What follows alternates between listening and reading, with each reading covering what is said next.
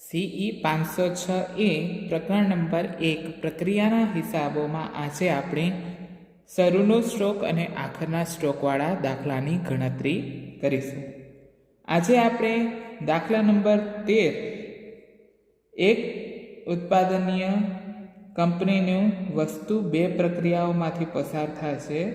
ભૂતકાળના અનુભવોના આધારે બગાડની ટકાવારી આપણે આપેલી છે. આપણે બે પ્રક્રિયાઓ આપેલી છે, અ અને બ. એનો બગાડની ટકાવારી આપેલી છે, અના 2% અને બના 10%. દરેક કિસ્સામાં બગાડની ટકાવારી જે તે પ્રક્રિયામાં દાખલ કરેલ એકમોને આધારે ગણવામાં આવશે અને એની વેચાણ કિંમત છે અની અને બની 100 એકમે અનુક્રમે 25 અને 50 છે. માર્ચ 2013 અંગે નીચે મુજબની માહિતી આપેલી છે. પ્રક્રિયા અમાં 16,000ની પડતર કિંમતના 40,000 એકમો દાખલ કરવામાં આવ્યા છે. તો આપણે કરીએ દાખલ કરેલ એકમો. પ્રક્રિયા અ ખાતું બનાવીએ. દાખલ એકમો. દાખલ કરેલ એકમો કેટલા હતા? 40,000, જેની પડતર હતી 16,000. પછી છે બાકીની માહિતી આપેલી છે. અન્ય માલ સામગ્રી. માલ સામગ્રી પ્રક્રિયા અમાં 16,000. પછી છે પ્રત્યક્ષ મજૂરી 9,000. પ્રત્યક્ષ ખર્ચા છે 8200 આપેલા છે. સામાન્ય બગાડ દાખલ કરેલ એકમોના 2%. 40,000ના 2% એટલે 800 રૂપિયા. અને પડતર એને કીધું છે અનુક્રમે છે 25 રૂપિયા આવશે. પ્રથમ અ માટેની 100 25 તો 800 એ કેટલી રકમ? 100 એ 25 પડતર હોય તો 800 એકમો એ કેટલી રકમ? તો આવશે 200 રૂપિયા રકમમાં લખવામાં આવશે. ત્યારબાદ શું કીધું છે? ઉત્પાદન 39,000 સ્ટોકનો થયો.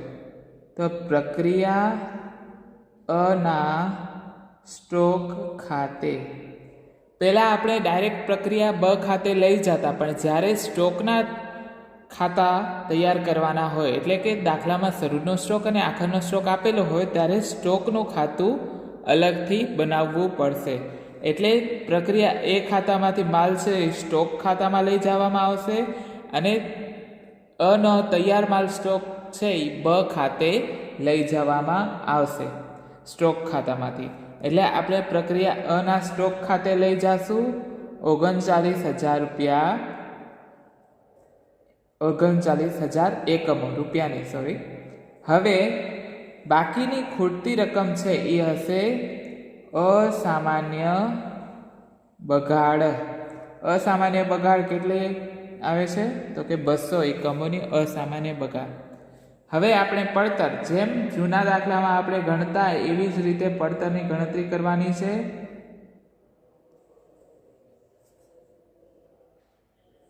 $40,000 અને 39,200. પડતર શોધી લઈએ સૌ પ્રથમ. તો પડતર શોધવા માટે શું હતું? કુલ ખર્ચા અની પડતર. આની પડતર કુલ ખર્ચા છે 49,200 માઇનસ સામાન્ય બગાડની ઉપજ છે 200 છેદમાં દાખલ કરેલ એકમો હતા 40,000 માઇનસ સામાન્ય બગાડના એકમો 800. એટલે પડતર મળી 1.25 રૂપિયા. ગુણાકાર કરી નાખશું. 200 ગુણ્યા 1.25 એટલે 250 અને 39,000 ગુણ્યા 1.25 એટલે 48,750 રૂપિયા. આમ આપણું પ્રક્રિયા અનું ખાતું પૂરું થયું. હવે પ્રક્રિયા અનું તૈયાર માલના સ્ટોકનું ખાતું બનાવીએ, જેનામાં તૈયાર માલના સ્ટોક માટે શરૂનું ને આખરની આપણે રકમ આપેલી છે. શરૂનો સ્ટોક 6,000, જેની આપણે કિંમત આપેલી છે કેટલી છે? 1.20. નીચે આપેલી છે 1.20 એટલે 6,000 ગુણ્યા 1.20 એટલે 7,200. પછી પ્રક્રિયા અખાતેથી લાવ્યા કેટલા એકમો? 39,000 અને 48,750. પછી આખર માલનો સ્ટોક આપણે આપેલું છે કેટલું છે? 5,000 એકમો. અને પ્રક્રિયા બાકીની ખૂટતી રકમ છે, ખૂટતા એકમો આપણે ક્યાં લઈ જશું? પ્રક્રિયા બ ખાતે. કેટલા એકમો ખૂટે છે? તો કે 40,000 એકમો છે, એ પ્રક્રિયા બ ખાતે લઈ જશું. હવે આપણે આની પડતર શોધશું. પડતર શોધવા માટે આપણે ભારિત સરેરાશ ભાવનો ઉપયોગ કરશું. ભારિત સરેરાશ ભાવ એટલે હવે ભારિત સરેરાશ પડતર શોધવી હશે તો ભારિત સરેરાશ પડતર બરાબર શરૂના સ્ટોકની પડતર 7200 પ્લસ લાવેલ ઉત્પાદનની પડતર છે 48,750 છેદમાં બંનેના એકમો 6,000 પ્લસ 39,000 એટલે આવશે 1.2433. આ રકમ આવશે આપણી ભારિત સરેરાશ રકમ. એટલે 1.2433 આપણી પડતર મળી. 1.2433 કરી નાખી ગુણાકાર 49,700 અને 33 રૂપિયા, 6,200 અને 17 રૂપિયા છે આપણી પડતર મળશે. હવે આપણે પ્રક્રિયા બ નું ખાતું તૈયાર કરીએ. પ્રક્રિયા અ ખાતેથી તૈયાર માલ. ખાતેથી તૈયાર માલ કેટલું હતું? 40,000 એકમો અને 49,733 એટલે કે 1.2433 ભાવ.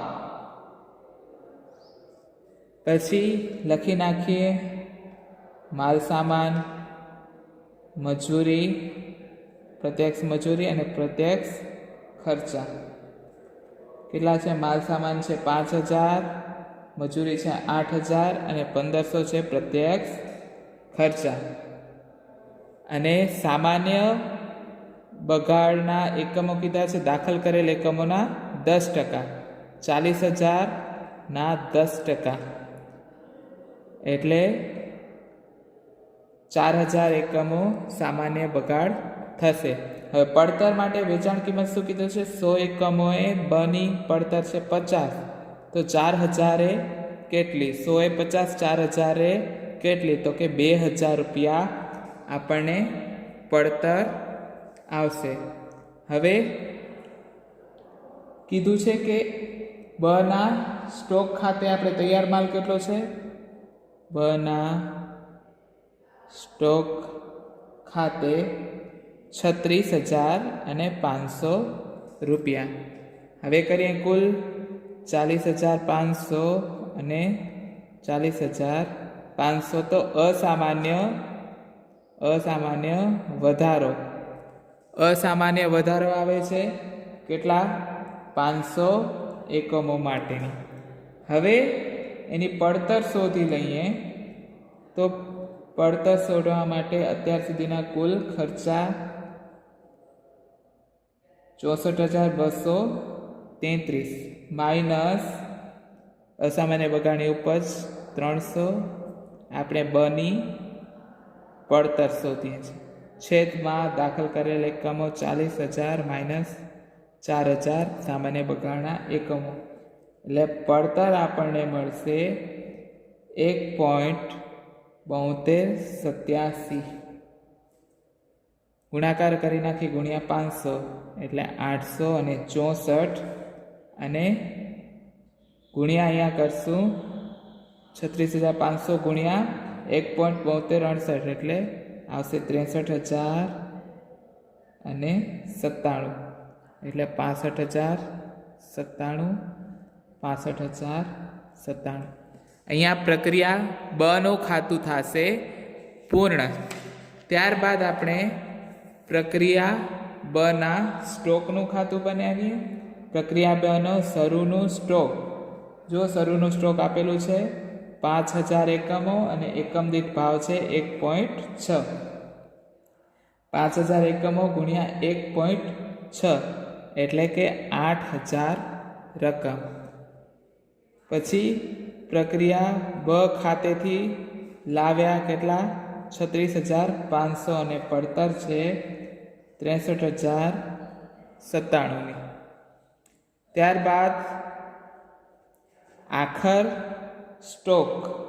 આખા સ્ટોક આપણે 8,000 એકમો આપેલા છે, એકમ દીઠ પડતર આપેલી નથી, અને બાકી જે વધશે એ શું હશે તૈયાર માલના એકમ. તૈયાર માલ કેટલું છે કરી નાખીએ ટોટલ 36,500 પ્લસ 5,000 41,500. 41,500 માંથી 8,000 જાય એટલે 33,500. 33,500 અને 8,000 આખો સ્ટોક આવ્યો. હવે આના માટેની ભારિત સરેરાશ પડતર શોધીએ. તો ભારિત સરેરાશ બની ભારિત સરેરાશ પડતર શું કરશું? ભારિત સરેરાશ પડતર માટે પહેલે શરૂઆતના સ્ટોકની પડતર પ્લસ બની પડતર. શરૂઆતના સ્ટોકની 8,000 પ્લસ બની પડતર કેટલી છે 63,097 છેદમાં 5,000 એકમો પ્લસ 36,500. 36,500 બાદ કરશું એટલે પડતર આપણને મળશે 1.7131. આ મળી પડતર ગુણ્યા કરી નાખશું 33,500 એટલે 57,392 અને 8,000 ગુણ્યા પડતર કરીએ એટલે આવશે 13,705. આમ આપણે આ દાખલો અહીંયા પૂર્ણ થશે. તૈયાર માલ ખાતે લઈ જશું. એટલે જો જ્યારે પણ દાખલામાં શરૂનો સ્ટોક અને આખરનો સ્ટોક આપેલો હોય ત્યારે આ રીતે દાખલાની ગણતરી કરવામાં આવશે.